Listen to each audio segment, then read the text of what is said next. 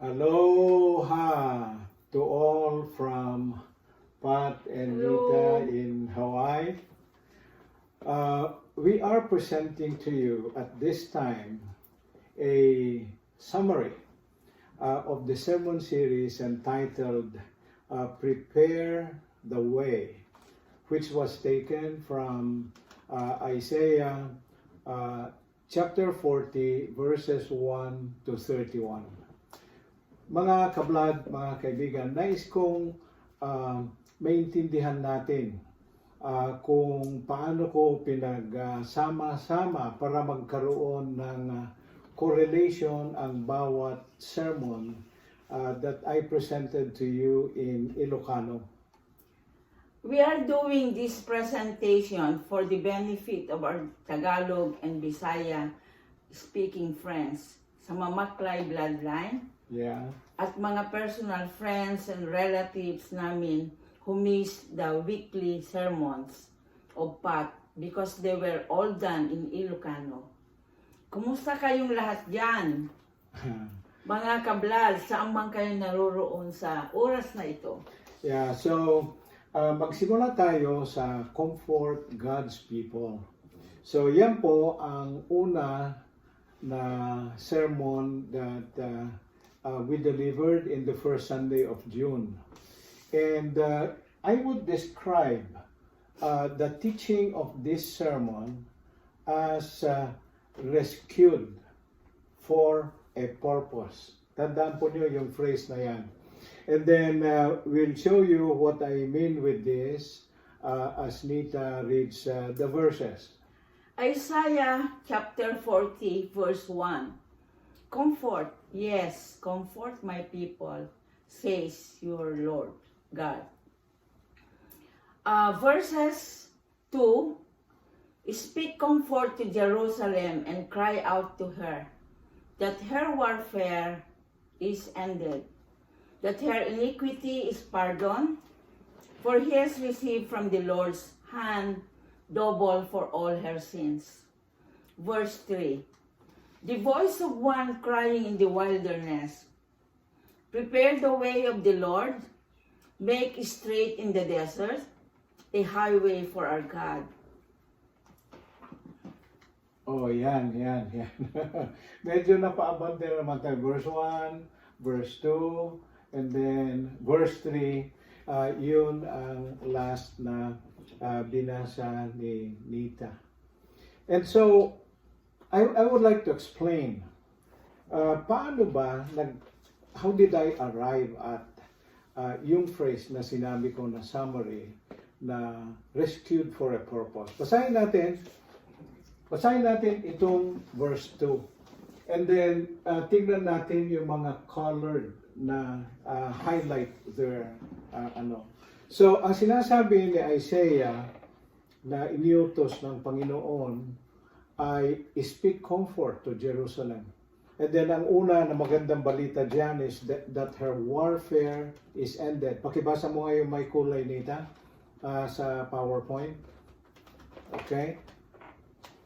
That her warfare is ended, for she has received from the Lord's hand double for all her sins. Yeah. Kaya sinabi ko, ito, rescued for a purpose. Dahil ito kasing binasa namin ni Nita na verse is, God has commanded Isaiah to announce three things to his people. Okay? And then, una na sinabi niya ay ang kanilang paghihirap ay matatapos na. Her warfare has ended and her iniquity is pardoned. So, mabasa natin kasi sa unang mga bahagi ng Isaiah na pulos paghihirap ang pinagdaanan ng mga Israelitas under the Assyrians and Babylonians who ravaged their country and put them into exile for many times. So, itong verse na ito ay nagsasabi na God is now rescuing them. Okay? it said there, my people. Okay? Speak comfort to my people. Yung Jerusalem na yan. And then, ang dahilan na nire-rescue niya sila, and this is what I want us to understand, because itong perspective na ito, kung matanaw mo itong perspective na ito, it will make a complete difference sa pangunawa mo sa 5 na messages na i-share namin, as well as yung pag-uunawa mo sa role mo sa plano ng Panginoon. Because God wants to use them to do a mission of preparing the way for His coming. Okay? The good news of salvation through Jesus Christ ang sinasabi ng verse na ito na pagpunta natin sa verse 3. So, the task refers to the proclamation of the good news of salvation through Jesus Christ, and you will see this fully developed in part 4 of the series, Prepare the Way. And then, lastly, we need to remember, we are also God's people. Kaya, you must remember, kayo, mga kapatid, sa panahon natin ito, God has also rescued us. Nawawala ka dito sa ating camera. So, balik ka. Okay. Atras yan. Yeah. So, God has also rescued us when He saved us.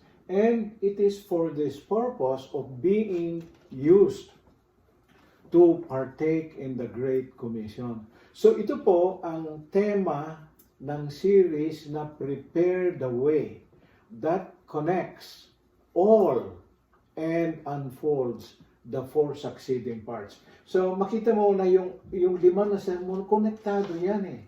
Okay? And then, sige, ano yung una, pangalawa na sermon? Okay. Build a highway. Okay. Ang sumunod na sermon sa serye na Prepare the Way, tugma pa rin ito sa Prepare the Way na series. But to my understanding, sermon number 2 was teaching how do we prepare the way.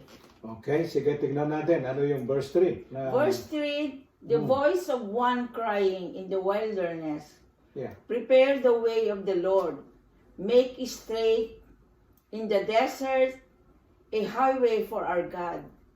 With the idea, God is going to use us to prepare His way. I would understand this na kailangan ayusin natin ang buhay natin para magamit tayo ng Panginoon. Ganon nga ang pagpaliwanag ni Pastor Mark sa mga valleys and mountains sa ating buhay na kasunod sa verse 4. Tama. So, sabi mo, prepare the way. Yung una, pagkatapos, ang kasunod is, how do we build the way? So, ito ngayon, yung mga sinasabi mo na verses. Yan, pakibasa ulit. Verse 4, every valley shall be exalted, and every mountain and hill brought low. The crooked places shall be made straight, and the rough places smooth. Yeah, the crooked places. Matandaan ko yung crooked. May kanta na ganun nun, okay? Nag-enumerate dito si Pastor sa mga simbolismo sa ating buhay at mga spiritual state at attitude natin ng mga valleys, ng Siddim, Eskol, Kidron, etc. So, yun ang mga valleys sa Jerusalem. At mga significant mountains and hills like Mount Moriah, Mount of Olives, and Zion. Okay. Ang maliwanag na sermon na ito ay ayusin ninyo ang buhay ninyo para magamit kayo ng Diyos in preparing the way for His second coming. So, bale, ang punchline yan ay paano ba mag-prepare the way. So, sinabi ni Nita yung closing, ayusin nyo ang buhay nyo para magamit kayo ng Diyos in preparing the way for His second coming. So, does that make sense, no? Now, I agree, dito mo pasyado ka naman. Malayo sana makita mo dyan yung ating camera. Oh, yan. Patras dyan. Okay. I agree sa understanding ni Nita na yan. Pero meron pang isang perspective. Okay? Meron pang isang perspective na may dagdag ko. Dahil sa mga notes ni Pastor Mark, meron siyang na-mention na backsliders. Okay?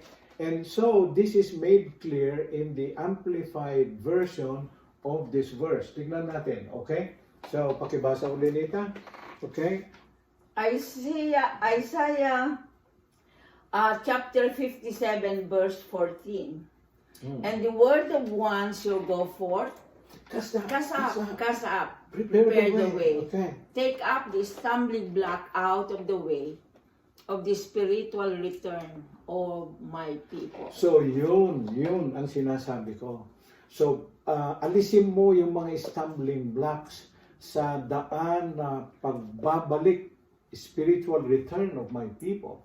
So, ibig sabihin yan, kung spiritual return of my people, don't you agree na ang mga iyon ay ang mga believers na, no?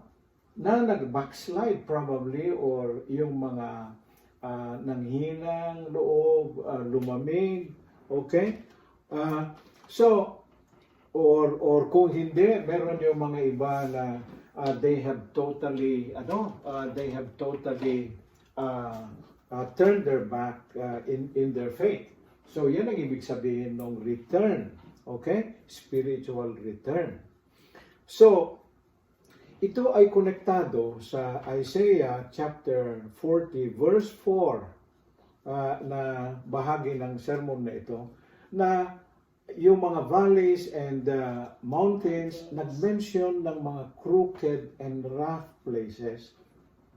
So ang sinasabi nito ay tulungan natin sila. Sino yung sila?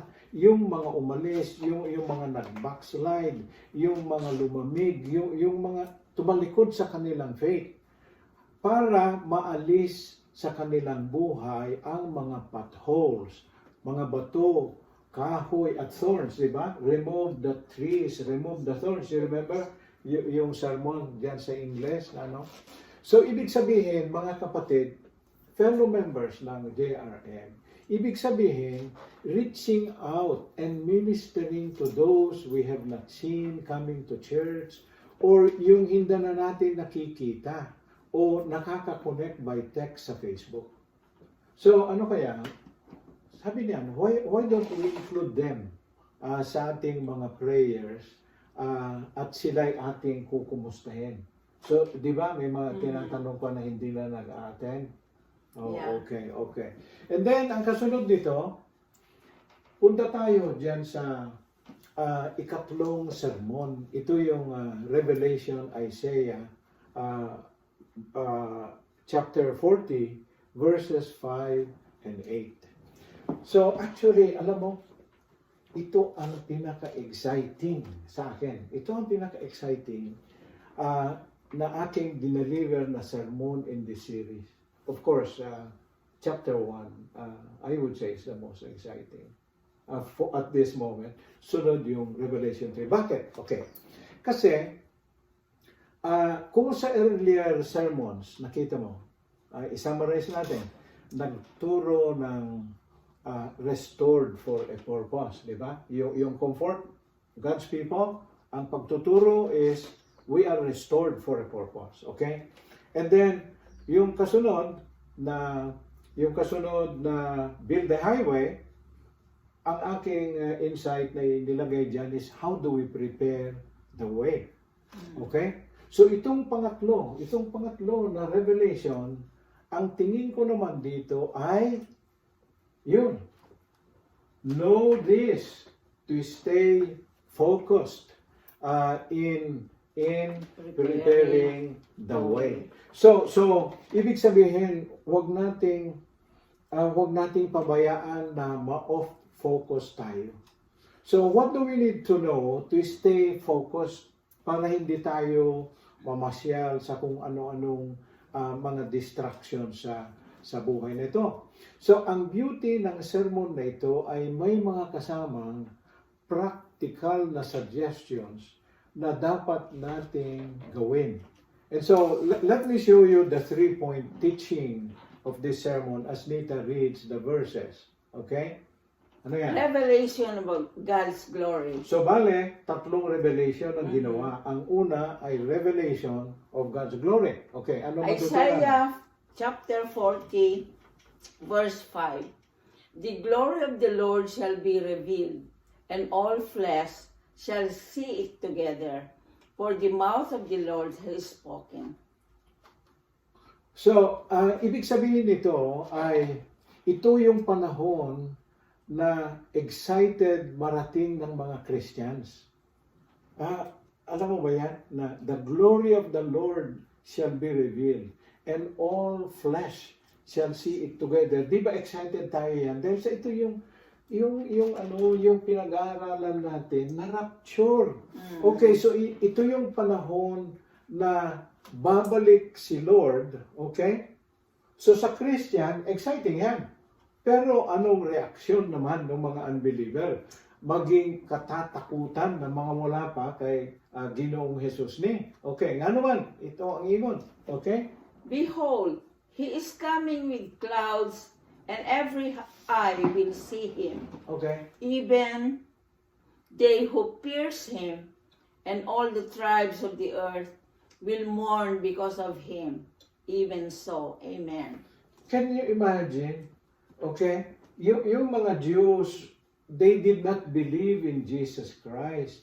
Okay, you imagine yung mga Romano who pierced Him with their spears. So itong sinasabi nito is even they will see Jesus coming back. Matutuwa ka ba kung ikaw ay isa sa mga nag-torture kay Jesus? Ha? So ito ang ibig kong sabihin, mga kakamsat, mga igsuon. So ito, dalawa ang magiging resulta nito. Napansin niyo? Joyful, rejoicing and mourning. Okay? Rejoicing sa mga Christians, mourning sa mga unbelievers. But tingnan mo ito. I would still say na both encouraging sa mga believers and those who are not who do not yet know Christ as Lord and Savior. Paano? Tanungin mo, paano? Kasi dahil para sa mga believers kay Jesus, okay, shall we put this way? Dahil nasabi na natin, excited tayo. Pero paano magiging encouraging ito sa mga hindi pa naniniwala kay Jesus? Ito ang ibig sabihin niyan. Dahil sa merong pang panahon na makilala nila at mananampalataya sila kay Jesus. So this is a time na dapat na they should do something, di ba? Okay. So bakit tayo gumawa ng hakbang ngayon? Okay? The Christians will rejoice when the Lord comes back in the clouds, because this is talking about the rapture, when Jesus comes back to take us with Him before the great tribulation, when He judges the living and the dead. But those who believe Him, those who rejected the Messiah when He first came, will mourn because they will discover the one whom they have rejected is indeed Lord and King. So ano dapat gawin? Sige nga, number 1. This should encourage and give urgency to every believer to work hard in preparing the way. So yan ang dahilan na panay, broadcast tayo ng broadcast sa Facebook, because this is the time na ipapaalam natin sa lahat na malapit nang darating si Jesus, and we should prepare the way. And then, pangalawa, and this should also urge the unbelievers yet to seek God while there's still time. Yeah. Hindi yung pabalik na dahil sa pagbalik niya, seated in the clouds with all the thunder and lightning, hindi na iyon ang pagsisisi. Dahil sa yun na ang judgment time. Okay, punta tayo sa di ba 3 revelation yung sinabi natin? Revelation of His glory. Ito ngayon yung revelation of our temporary earthly existence. And rinapit ko, Dejayan, pinagdubla ko na, a revelation of the permanence of God's Word. And then, paano natin, saan natin nakuha yan, Nita? Isaiah chapter 46 and 8. A voice says, "Cry out." And I said, "What shall I cry? All people are like grass, and all their faithfulness is like the flowers of the field." Then sa Verse 8, the grass withers, the flowers fade, Yeah. but the word of our God stands forever. Okay? Maganda yan. So, ibig sabihin, diyan sa ating pangatlo na revelation, okay? So, nalaman natin ang revelation A, that God revealed His glory. Nalaman natin yung revelation na temporary lang ito. Dahil sasabi nga niya ito na kayo ay parang grass lamang, okay? Or flower na mag-wither. And then, ito ang magandang balita. The grass wither and the flowers fall, but the word of God will stay forever.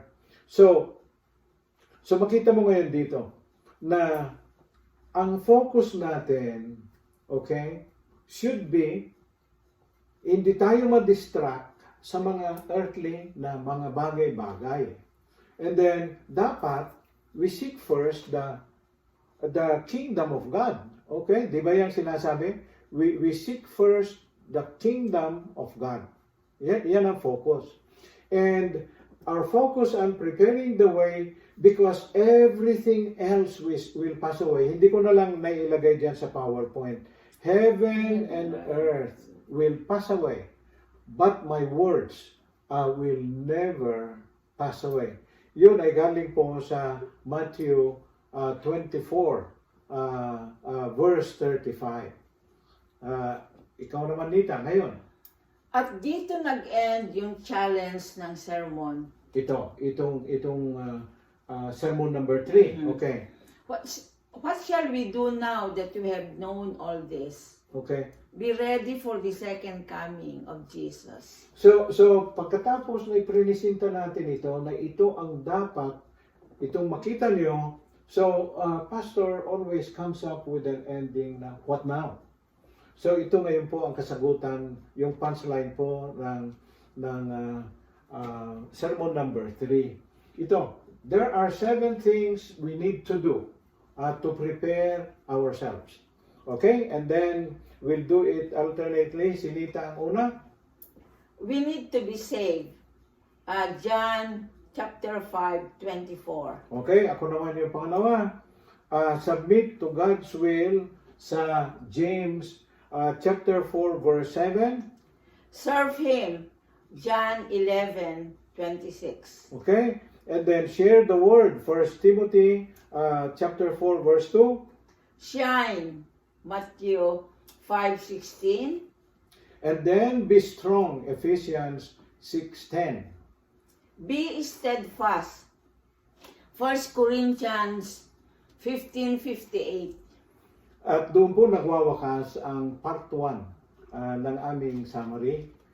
Ipagpapatuloy po namin in just a short while, and then tignan po natin, ito yung una pong installment namin. And I hope na dito nakikita nila na ang sermon series, ay may connection yung first to the second and the third.